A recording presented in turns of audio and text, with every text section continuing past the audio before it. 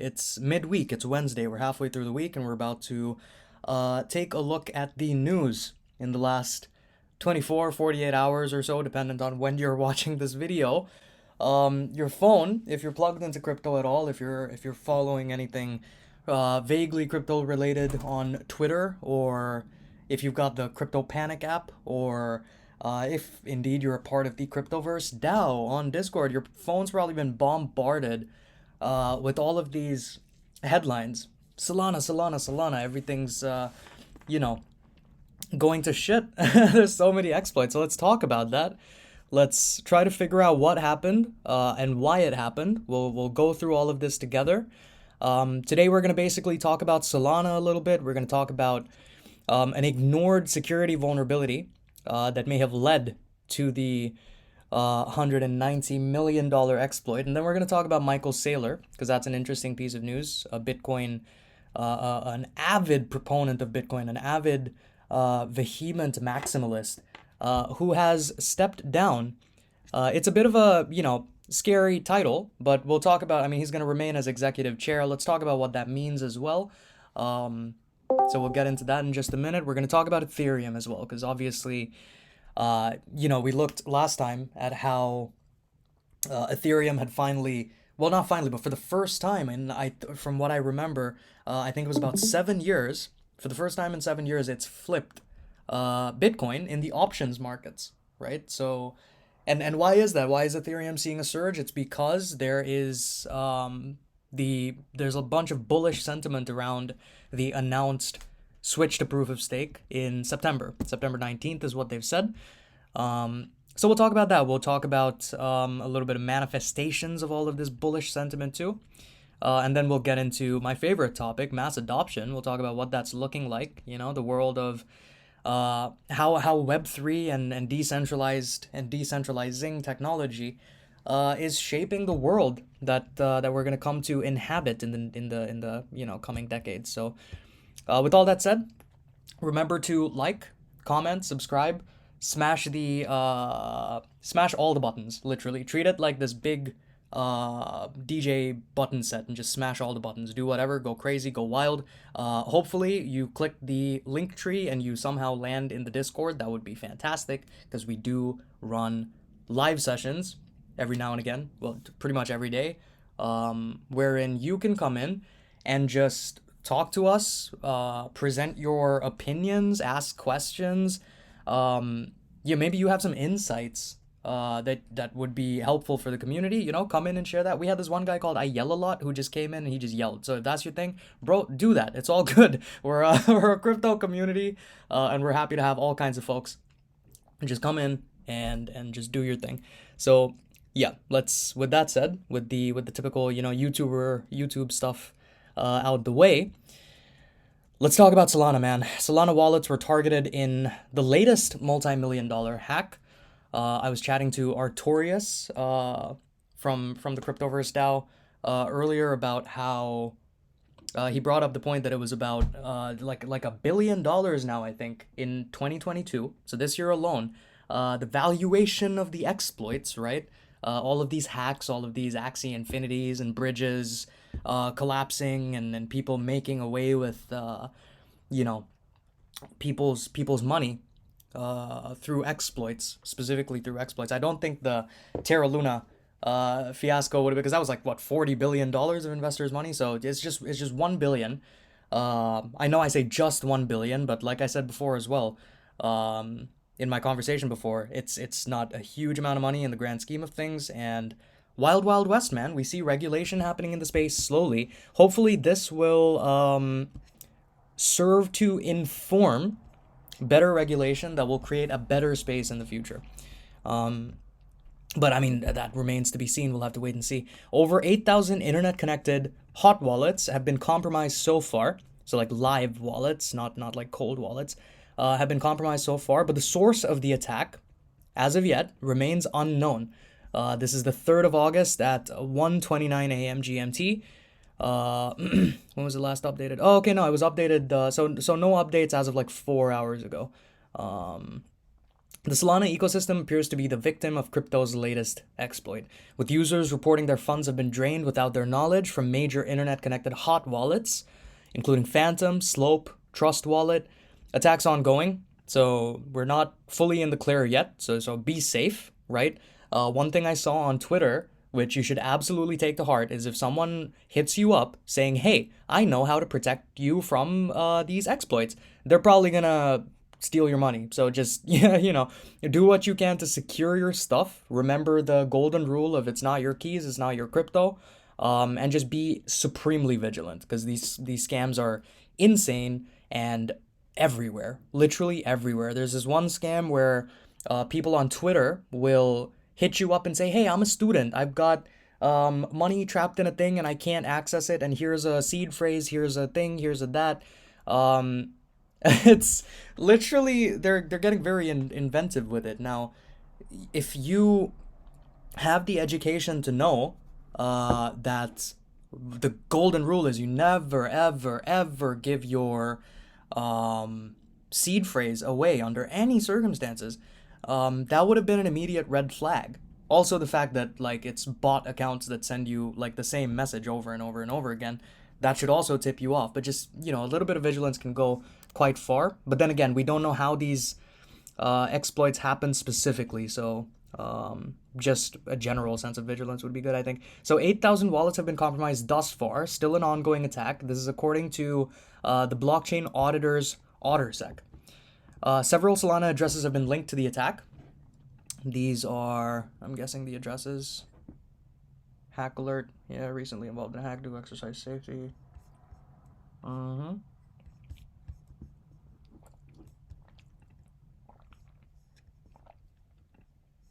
Okay.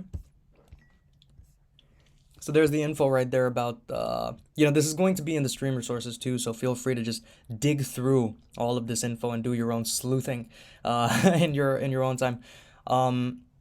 But yeah, several addresses have been linked to the attack, with those wallets amassing at least $5 million worth of Solana, of SPL, of other Solana-based tokens from unsuspecting users. The exact cause remains unclear.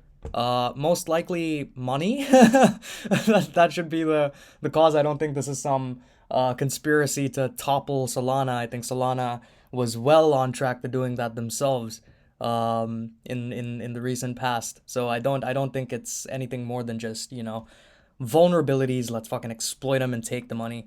Because there's no regulation in the space. What's gonna happen, right? So the exact cause, unclear. Predominantly impacts mobile wallet users. We mentioned, Phantom, Slope, Trust Wallet. The attackers somehow obtained the ability to sign transactions, meaning to initiate and approve, to sign a transaction on behalf of a user. Now, this suggests that a trusted third-party service might have been compromised. It's always the middleman, man. It's always, even with Axie Infinity, it was the Rona, it was the bridge. It was the cross-chain utility bit of it, I think, that was, the vulnerability. So a trusted third-party service, an intermediary, may have been compromised in a so-called supply chain attack. Engineers across several networks have found that the bug isn't connected with Solana's core code, but in software used by several software wallets, according to a tweet by Solana Status.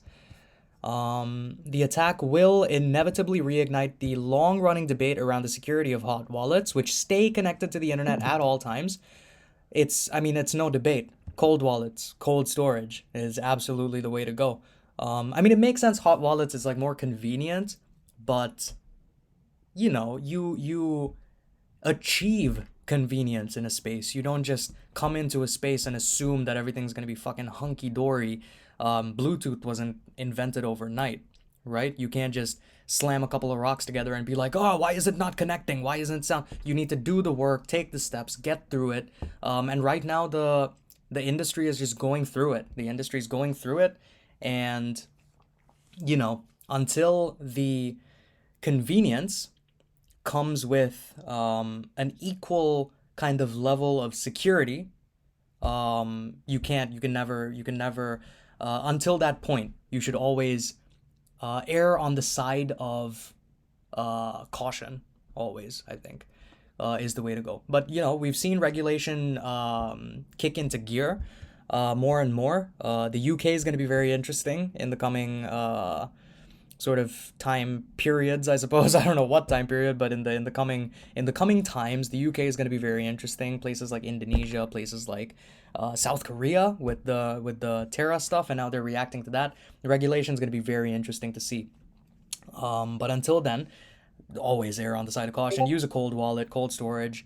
Not your keys, not your crypto. You know, try to err on the side of caution. And again, yeah, convenient way to send, store, and receive crypto. Cold wallets, on the other hand, USB drives physically need to be plugged into a computer to sign a transaction. These are heralded as a more secure, albeit less convenient alternative. But yeah, like we just broke it down. We just broke it down for you. So Paladin says this wallet has drained $500,000 worth of USDC right now. Absolutely everyone is getting drained. Holy shit. Pause. Move your shit to ledgers ASAP. What's this all about? Says Matthew Graham. Some exploit, either with Phantom or Magic Eden, drained 6 million in like 10 minutes. Literally every Phantom wallet getting compromised. Not sure if any other wallets too. Let's go through Twitter. Humanity. Let's see what the humans are saying. Just happened to me. Got transferred out 12 SOL 40 minutes ago. Oof.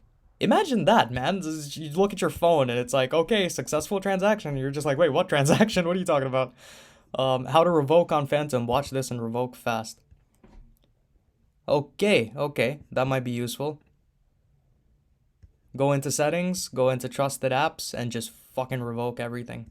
That's a helpful little tidbit. If I never connected my wallet to anywhere, am I Safu? No, Muratcan Ugur, you are probably not Safu. Use a cold storage. Yeah, if you're not if you're not using a ledger, bro.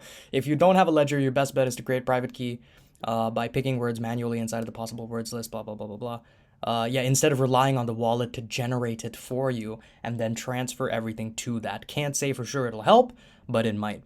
Insecure random number generators has been a common cause for mass wallet hacks in the past. Hopefully he sets himself up with a treasure. I'm wishing you prosperity on your journey, Muratcan. I never moved any of my stuff. Don't have a lot of soul assets.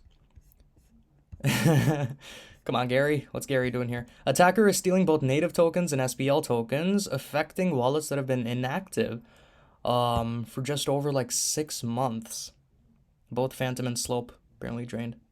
Exploit cause unknown. Might be an upstream dependency supply chain attack.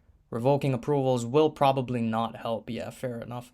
Only transferring it to an offline hardware wallet. So yeah, the thing this dude did about, going into settings and revoking all this stuff, I mean, maybe it helps, but maybe it's just a waste of time.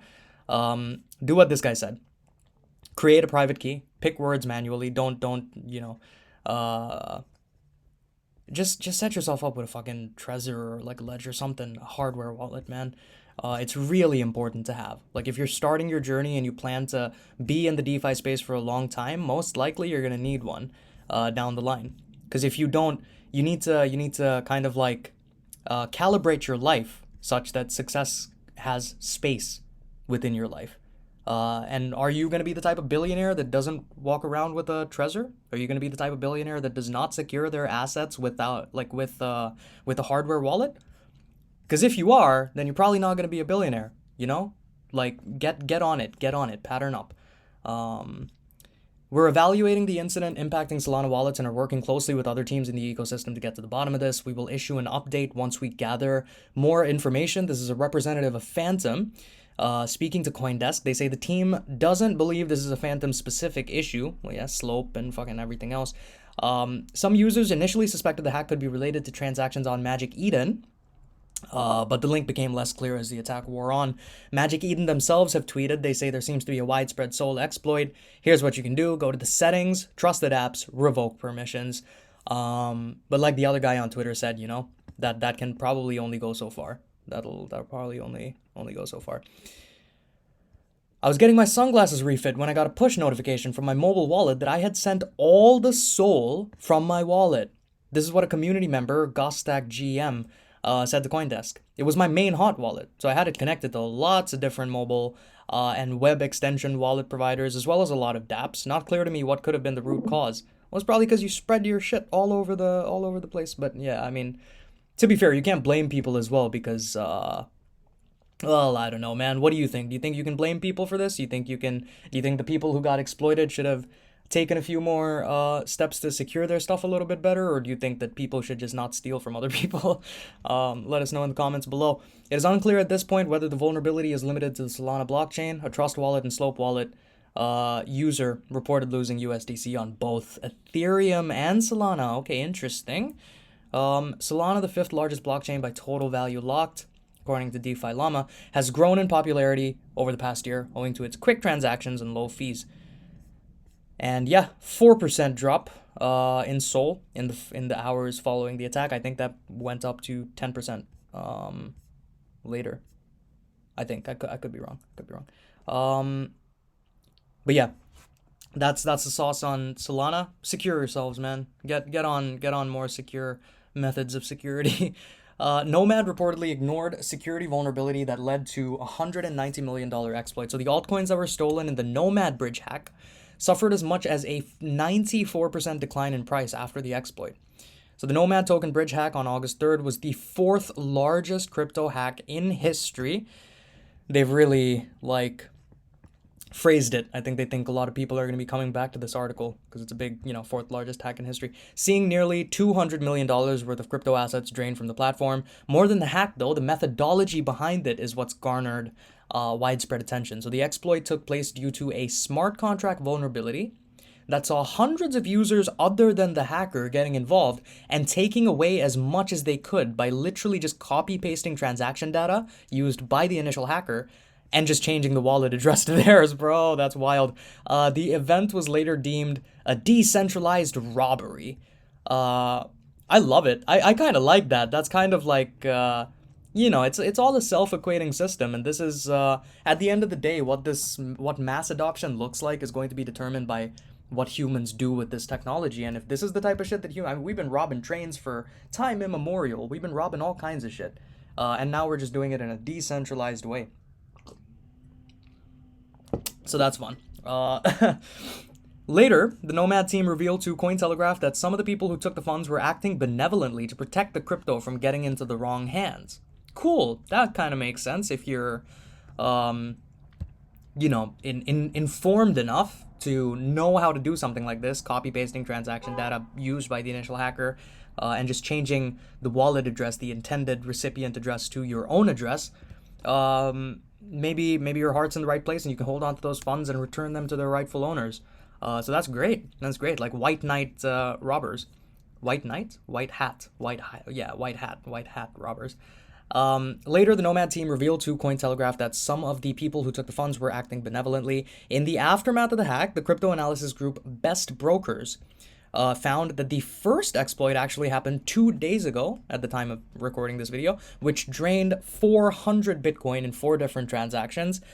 These guys later diverted all 22,880 Ether, then moved on to the over $107 million worth of stables, and finally started diverting the altcoins supported by the project.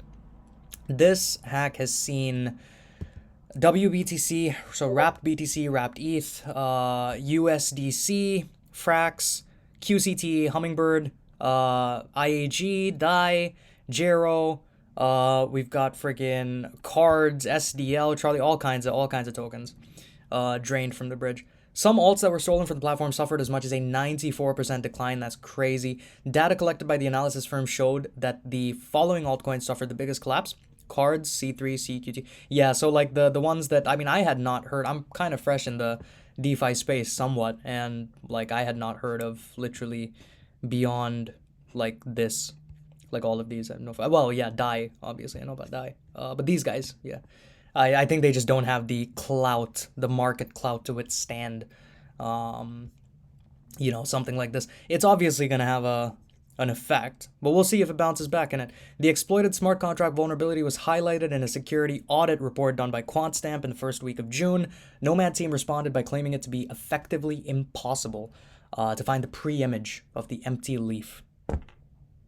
All right. The auditors believe that the Nomad team had misunderstood the issue at the time And within 2 months, the same vulnerability was the reason behind nearly $200 million in losses. Cointelegraph has reached out to Nomad, and whenever there's an update to this story, I suppose we will update you about the story, man. But beyond that, let's talk about Michael Saylor. Michael Saylor has been one of the most avid proponents. So he's the MicroStrategy guy, or he was the MicroStrategy. Well, he was the CEO, but he's going to remain a member of the. He's going to remain like an executive chair. And this guy has been just so pro Bitcoin. Understandably, makes sense. The technology itself. I mean, honestly, I don't understand the panic we're seeing, man. Like, have you people not been through a bear market before? Like, we've been through like two of them. Like, we've been through recessions. We've been through all of this shit. And we know, like, a recession, a bear market, these are the best times to set yourself up for success. Like, this is literally the best time. If you're lucky enough to, like, have a job or something, bro, just... And you can afford to put aside a little bit of money, invest it into literally anything, because the whole economy is going to grow in the future, right? This is what's going to happen. A recession is the best time to set up businesses. It's the best time to put your money into something that's deflationary and has, is packed with enough utility to give it the legs to withstand the rest of the bear market and kind of flourish higher than the other options during the bull run when it finally comes. It's the best time to set yourself up with some kind of passive income stream. This is literally the best time to be doing stuff like this. But again, this is tangential. Let's focus on Michael Saylor. So the Bitcoin maximalist Michael Saylor has announced that he will step down as the chief executive officer. He's no longer the CEO of MicroStrategy. He's going to be just remaining as an executive chair. He actually helped co-found this business intelligence firm, MicroStrategy, in 1989. Fucking hell. In a Tuesday notice on its second quarter earnings for 2022, MicroStrategy said Saylor would be assuming the new role of executive chair at the company. President Phong Le will be the new CEO, and the changes are going to take effect in literally like 5 days from now. I believe that splitting the roles of chairman and CEO will enable us to better pursue our two different corporate strategies, I would say, of acquiring and holding Bitcoin and growing our enterprise analytics software business. I think Saylor's, this is just a more maximalist move. I saw Crypto Whale or someone on Twitter was like poking fun at this guy, saying like, oh, look at this dude, he fucking put his company into like billions of losses. Because their position, they're in like big loss. And this dude was just like, oh, look at this, he's fucking put his company into loss and now he's quitting. But it's a little bit more nuanced than that. I think, as he said, splitting the roles of chairman and CEO, you can pursue two things better. If Michael Saylor is going to do more and do more better, fully pursuing Bitcoin. I mean, look at this dude's freaking profile picture. Is that the Bitcoin logo behind them? Probably. I don't know, man. I think this is good. I think this is good for Bitcoin, man. But what do you think? Do you think this is good? Do you think this is bad? Is this a bad sign, or is it a very bullish sign for things to come for Bitcoin specifically? Please join the MicroStrategy management team at 5 p.m. Eastern time as we discuss our quarter 2 2022 financial results, executive transition, that's the key thing, and answer questions relating to our business and outlook for business intelligence in Bitcoin. Okay. Ooh, I'm gonna click it. Oh, that's funny. Should we say, Mr. Chief Stacking Officer, what is your stand on correlation of geopolitics and crypto? Every time you see a positive trend from visibly negative news, just know it will not last long. You are not making the Taiwan situation any better. You're making it worse. Yeah, Nancy Pelosi. That's a whole thing that's how she visited Taiwan, isn't it? What has China said about it? I'm not going to talk about China because I don't know. China and YouTube's probably going to fucking drone strike me or some shit if we say anything critical of the CCP. So I'm just gonna not. So Phong Le was MicroStrategy's CFO from 2015 to 2019, and then he combined his responsibilities with those of the president of the company until May of this year, and that's when he took on the role of president of the company full-time, moving away from his CFO duties. And according to MicroStrategy, Fong Li is going to continue his duties as both president and CEO in handling day-to-day execution of the company's corporate strategies, Saylor, as he said before, Bitcoin acquisition strategy, and related Bitcoin advocacy initiatives. He's really, really going balls to the wall on mass adoption, and I love to see it.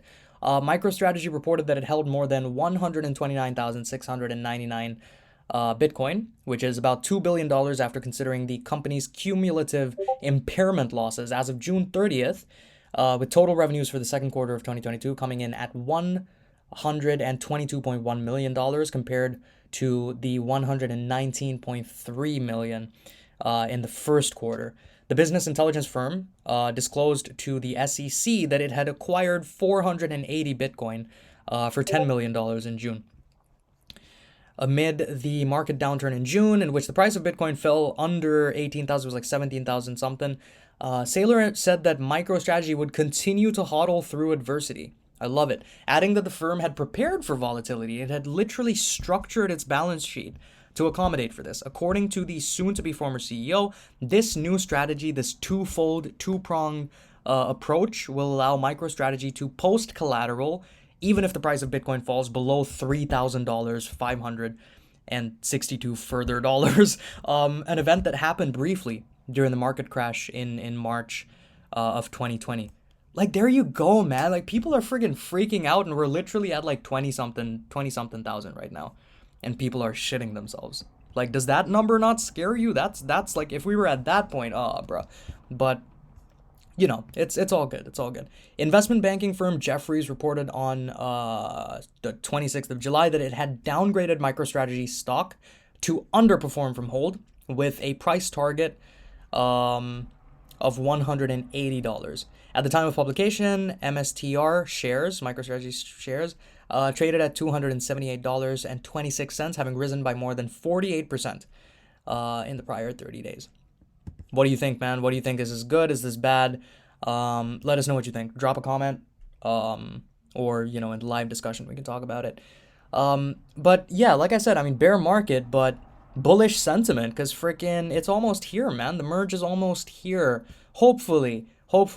Gurley is coming. Ethereum's latest rehearsal before the merge, the Praetor upgrade. The first component of the upcoming Gurley testnet merge is happening this week. As we are entering the final weeks leading up to the merge, there's only a few more tests left to ensure that Ethereum's proof of work to proof of stake transition just, you know, goes through smoothly, I suppose. The transition is smooth. The most anticipated event for Ethereum besides the merge is happening next week.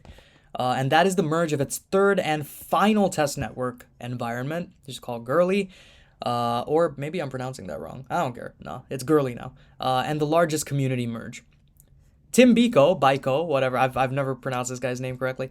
Gurley Praetor merge announcement. Praetor will run through the Bellatrix upgrade on August 4th and will merge with Gurley between August 6th and the 12th of August. If you run a node or a validator, this is your last chance to go through the process before mainnet. So if that's you, then that's you. Do your thing. Do the necessary.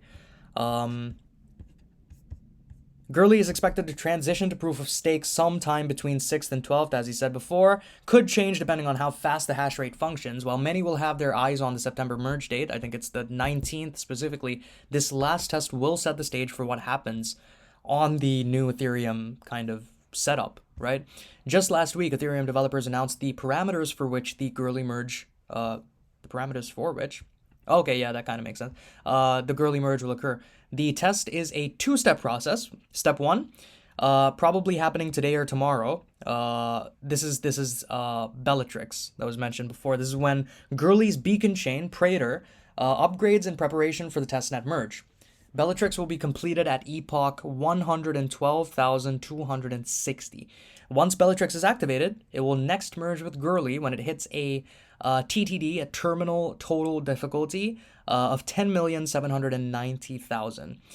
After the two merge, Gurley will continue to run as a proof of stake blockchain, a piece of shit blockchain. No, I'm playing. But the functions of this merge differ greatly from previous testnet merges. Today, Gurley runs under proof of authority. This is a slightly different protocol wherein machines earn the right to generate new blocks by passing a very strict vetting process. As a result, trustworthy validation machines protect proof of authority blockchains. These system moderators are pre-approved participants who check blocks, check transactions, and boom, consensus.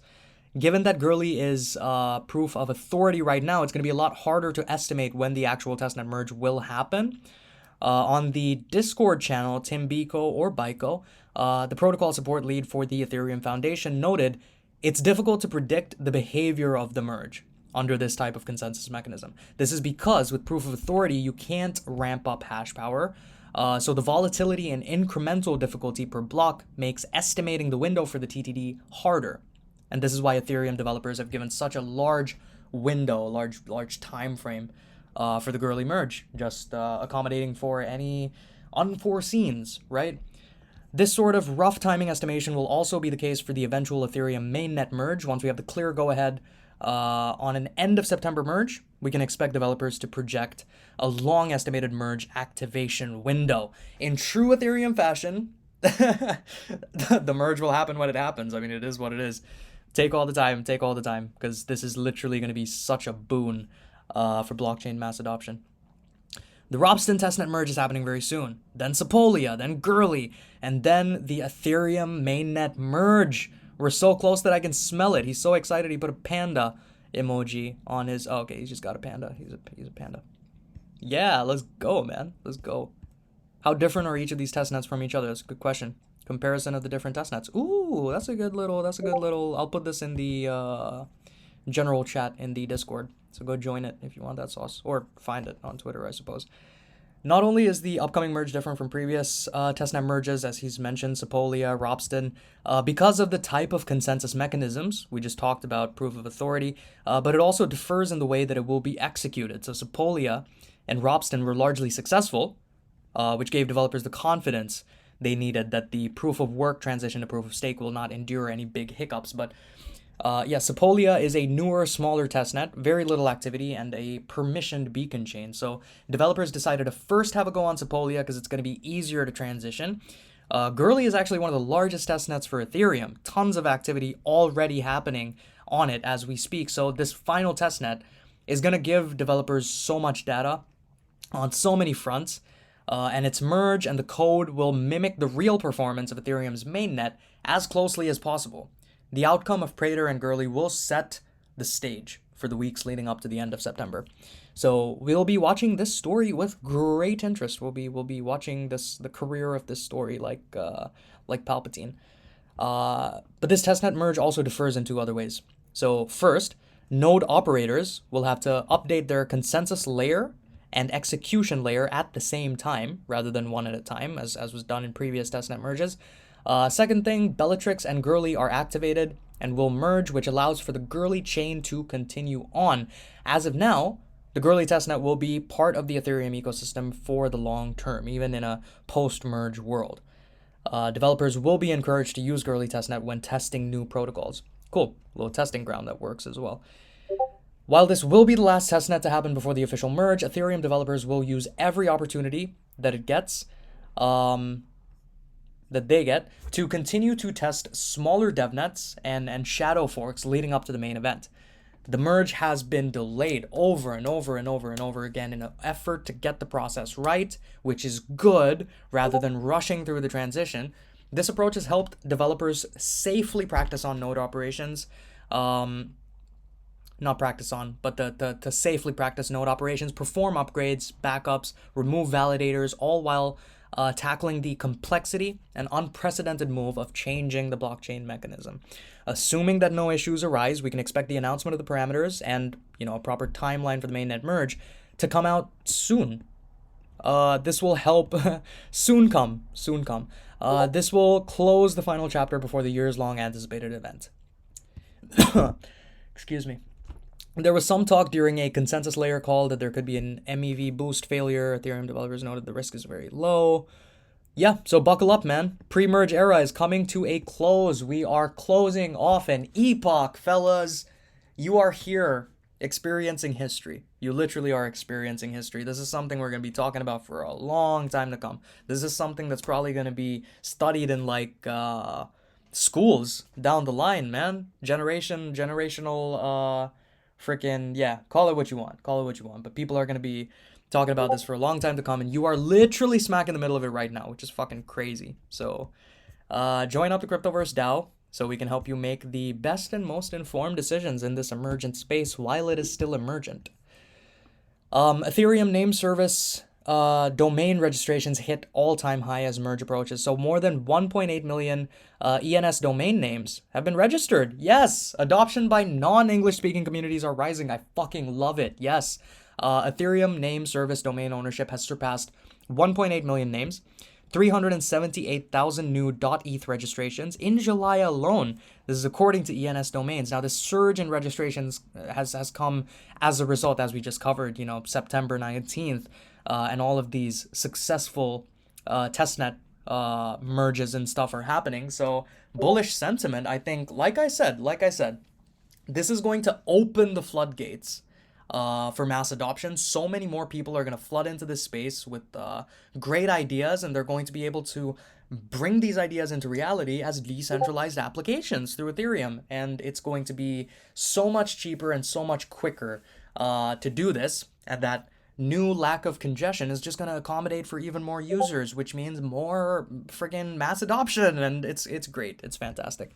The surge in registrations comes as the Ethereum community prepares for the merge next month. In the tweet, ENS Domain said that it saw 5,400 ETH, around $8.8 million in revenue, and 48,000 new Ethereum accounts using at least one ENS name, plus more than 99% of the domain sales volume on OpenSea last month. This is the tweet in question. Look at that. Freaking beautiful, man. My man's got one as well. Cool. The merge may play a role in the increased activity. So Corey Whitaker, executive director of True Names Limited, the company behind ENS Domain, believes that the surge is more organic than, just well, I mean, she would say that because she's literally the ENS Domains person and they're reporting bigger numbers. So, of course, they'd be like, no, it's actually because we're good. It would have happened anyway, forget about the merge. It would have happened anyway. I think this is pretty clearly kind of like a reaction to the announcement of the September 19th merge. But this is what she says. She says there's an extremely active and passionate ecosystem of ENS advocates. They're independently and organically creating sub-communities, spreading the word. Whitaker says we would not see the surge in registrations without the efforts of the independent developers in the ecosystem creating marketplaces and other ENS-related apps and groups. The 999 Club, the 10K Club, TLC, 100K Club. Yeah, cool. I mean, it's nice that, she's saying, it seems like the correct words for the executive director of True Names Limited, the company behind ENS Domains. Another factor that Whitaker said added to the surge was the drop in gas fees. When gas fees drop, domain registration activity spikes. Yes, of course. This is why we want the merge. The company has also started to see an increase in the presence of non-English speaking communities, including Arabic and Spanish speaking communities. The ENS Ethereum name service manages the issuance and renewal of .eth domain names built on Ethereum. These can actually be sold as NFTs, cryptographically unique tokens. Yep, that's what an NFT is. ENS domains can also link to one's cryptocurrency wallet. Instead of proving a sender with a long Ethereum address, you can just give your .eth domain name and boom, you receive a transaction. Other providers of crypto-related domain names have also come into the market. We got .sol, .bitcoin, .zil. Domains alongside others. These domain types have also become a popular way to show that you belong in Web3. That's a very interesting conversation that I think we should save for an open discussion. In June, legendary actor... Oh yeah, I remember this tweet. Literally. I retweeted this and I was like, did my man just say astonished and NFTs in the same sentence? Because that's kind of crazy. I remember this shit. Where is it? Oh, no, it's not there. Oh, I could have swore I did that, though. Okay. Maybe a different account then. Oh, yeah, I think it was a different account. That makes sense. Uh, so Anthony Hopkins added a .eth domain to his name on his Twitter. As you see, that's ahopkins.eth. Truly astonishing.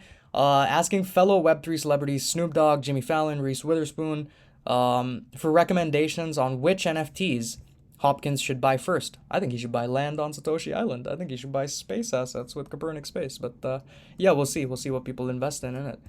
People are searching for quality projects and quality protocols without staying power. Oh, with staying power. What the fuck am I saying? With staying power. Sorry, low sleep. Low sleep last night. There are many interesting and fun projects out there in Web3. The ENS certainly is one of the most prominent. So there you go. That's the sauce on ENS. Now let's talk about adoption. Let's talk about crypto and esports. They're fueling each other's growths. From top dollar sponsorships to NFTs, fan tokens, tournaments for Web3 games. The industries are increasingly intertwined. This is FTX, Sam Bankman-Fried. This is TSM's Andy Din. They've led the charge on crypto and esports deals. Crypto and esports industry firms have engaged in sponsorship deals, plus collaborated on NFT and gaming projects and more. Decrypt spoke with leaders from crypto firms and notable esports teams to explore the reasons for the increasing convergence and what's ahead. Quick snapshot, $210 million sponsorship and naming rights agreement with Team Solo Mid, TSM. So this is why these two are on the cover. It's a joint venture, I suppose.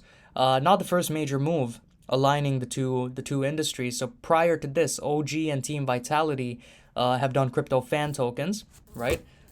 Which has generated revenue for them while engaging with fans and letting them vote on team decisions.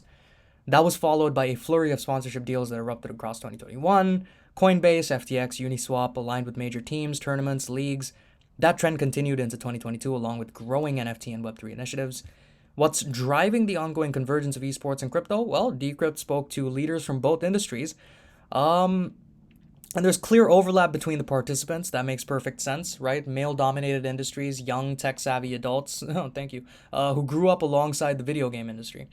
Digital items, esports, crypto, they've seen them blossom from niche interests into major industries. And FTX and TSM, not the only large disclosed partnership between crypto and esports firms in terms of dollars.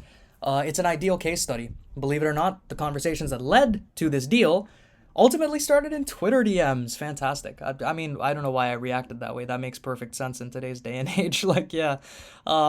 That's according to TSM VP of Operations Walter Wang. That's a very cool name. Who told Decrypt that TSM's Andy Din sent Sam Bankman-Fried a DM out the blue as Din just fell further down the crypto rabbit hole. Cool. So overlap in communities and the fact that everyone's just super connected now. Bankman-Fried is also a noted League of Legends enthusiast, and TSM fields one of the best-known teams that competes in the North American League of Legends Championship Series. And they just bonded over, they're friggin' nerded out together. Friggin' nerds! Fucking nerds! I'm playing. They literally just like nerded out and got something done. And it's beautiful. It's great. Fantastic. 7-year partnership with FTX Official, making them the official cryptocurrency exchange of the LCS, the League of Legends Championship Series. Amazing. The image of Sam Bankman-Fried in a TSM jersey circulated widely over the last year. He's dramatically richer and more famous than most of the target audience, but otherwise, he's the model of the crypto-savvy, plugged-in gamer TSM and FTX hope to duplicate en masse. So this is the ideal citizen. This right here. Got the TSM jersey on. Got friggin' ownership of FTX. Fantastic. The amount of brand impact has been much bigger from the esports side than it has been from the non-esports side, or just the sports side. Yeah. Again, well, I mean, I don't know if that's, yeah, I'd say the impact has been a little bit bigger. I mean, sports teams, you know, we've seen the NBA try, and I wouldn't say fail, but try and just continue trying to do NFTs in an effective way. Different audience, and to some audience, not most, but to some audience, it's like the most impactful thing in the world. Much more targeted thing at a particular audience we think there's high overlap with. Okay, cool. Some of the metrics they're tracking around crypto and esports are shockingly high, but FTX does not believe that metrics are the be-all and end-all to justify an investment such as this. This almost isn't a metrics-driven thing in some ways. Okay. Interestingly, there have been a couple of high-profile examples of esports leaders shifting into prominent positions in the crypto space. Polygon CEO previously worked for MLG before heading YouTube gaming. Benoit Pagotto was brand and marketing director for Team Fnatic before, co-founding Artifact Studios, which Nike later acquired. Crypto firms want the esports audience, not for the faint of heart. What does that mean? So countless things crumbled and faded along the way. Blah, blah, blah, blah. The struggles of funding a team have become all the more visible. Guild, for example, posted a loss of $6 million. Astralis posted a 5.2 million loss. After losing 7.9 million the previous year. FaZe, which went public on the NASDAQ in July, I can't believe that's a real sentence, via a SPAC merger valued at $725 million, disclosed a $36.9 million loss for 2021 based on revenue of $52.9 million. On the flip side, Copenhagen Flames celebrated posting a deal. So yeah, deals are happening, losses are happening, wins are happening. If you're plugged into esports, maybe you're getting a much better kind of picture of this than I am. But in the interest of time, I'm going to move on from this article and we'll go quickly touch on Monaco and Istanbul and then we'll wrap it up. So the most anticipated summit for everything crypto is coming to the French Riviera. That's a very strong statement. Oh, it's a press release. That's why. Okay, makes sense. With the notion surrounding the crypto industry becoming more accepted by the day, the highly anticipated Monaco Crypto Summit is bringing together the world-class industry leaders and experts this summer on the French Riviera. Beautiful. This is it. This is the website. The Monaco Crypto Summit will focus on the future of cryptocurrency and also see a number of announcements around new partnerships and products. To keep up to date with the latest event and speaker announcements, here, what? To keep up to date with the latest event and speaker announcements, here. That doesn't make sense. That doesn't make sense. To pick up your sandwich from the counter, here. What? That doesn't make any sense at all. All right. Accreditation opens 8. Press conference, morning session, lunch, afternoon session. All right, who's the speakers? Who we got? We got Al Burgio, Digital Bits blockchain founder. Brittany Kaiser, co-founder of Own Your Data Foundation. Dustin Plantolt. Forbes Monaco, cool. Cointelegraph's Rachel Wolfson. We got freaking Aftermath Islands, David Lukács, Brian Talaby, Ryan Gill. Cool. We got Terrace Gorbel, Corey Huang, Mihai Dănescu. Who else we got on here? Loot Mogul founder. Interesting. Okay. Cool. Who are the sponsors? Presented by Digital Bits, media partners, Cointelegraph. Okay, that explains the press release. Check it out, man. Check it out. I wouldn't say the most anticipated summit for everything crypto. I think that's just press release talk, but take a look, man. Take a look. So they're going to do an extensive list of special guests and speakers in attendance. Some key points that attendees can expect to be covered will be in and outs of how people are currently using the Digital Bits blockchain, new product announcements for Digital Bits, NFT auction during the VIP gala dinner, the launch of a new DEX. Crypto industry is rapidly evolving, maturing by the day, which is why a community-wide update led by experts is now needed more than ever. Highlight this emerging new asset class called cryptocurrency. Okay. Crypto enthusiasts and investors. What do you think about this? Do you think it's just another summit? Do you think this will turn into something? Do you think this will actually turn into the most anticipated summit for everything crypto? Let us know. Next thing, Istanbul. In Turkey, Blockchain Week. Istanbul Blockchain Week. Set to host Web3 heavyweights in Turkey this November. There's going to be an NFT day and the main event called Istanblock, which will focus on DeFi trading, mining, Web3, venture capital, and regulation. Istanbul Blockchain Week, the premier event of Web3 digital assets in the Eurasia region, will be inviting the world to Istanbul, kicking off on the 14th of November with NFT Day. Istanbul Blockchain Week will host exciting events culminating with the flagship event, Istanblock, at the Hilton Bomonti. Nice. Panels, events, discussions on investment, privacy, metaverse, NFT, government policy. Chance to network with thousands of informed and involved attendees. Jam-packed schedule. So what are they going to have? Hackathons, networking zone, VIP dinner, official after party. Builders and startups have a chance to take part in a pitch competition. Okay, that's fun. Project can be pitched to top-tier investors. NFT Day, exciting deep dive into the transformative world of blockchain digital collectibles. Panels and events. Okay, cool. So 20% of the Turkish population owns or uses cryptocurrencies. Over 25 million Turks are still unbanked, not with regular like centralized banking. Turkey remains one of the most fertile grounds for the growth of cryptocurrency. Interesting. They should set up a project in Turkey. Currently, regulations in Turkey around the use of cryptocurrencies unclear and non-existent. Okay. Ideal time to discuss policy in one of the. Okay. I'm a bit more bullish on the Turkey thing than I am on the Monaco thing, I think. More, not bullish, what's the word? Like interested.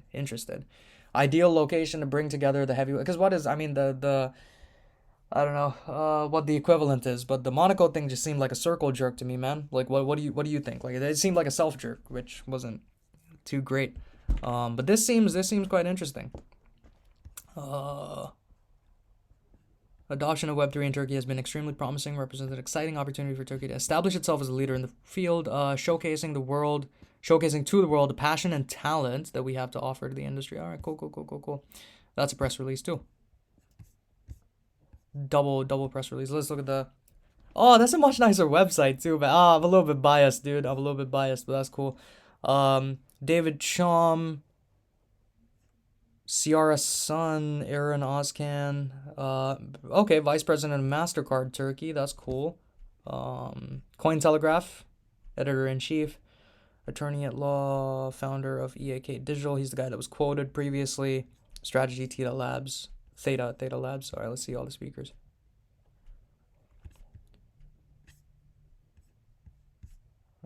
Okay, got Capital Block CEO. CEO at Cointelegraph in Turkey.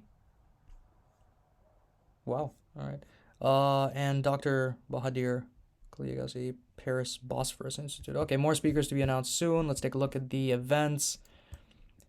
And this is the Istanbul block thing, isn't it? All right, cool. I'm really interested in that.